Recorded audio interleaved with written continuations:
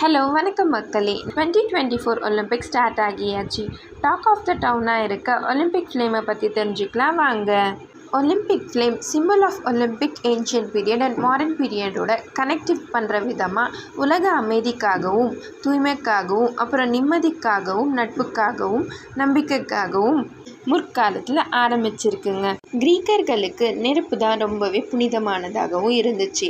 கிரீக்கர்கள் முற்காலத்தில் எந்த பண்டிகை வந்தாலுமே அங்கே இருக்கிற எல்லா கடவுளையும் வணங்கி பணிப்பிடங்களில் தீ மூட்டி எரிய வைப்பாங்க. நெருப்புக்காக ஸ்கஃபயர் டைப் ஆஃப் க்ரூசிபிளில் எரியிற பொருளை போட்டு சூரிய வெளிச்சத்தில் காட்டுவாங்க.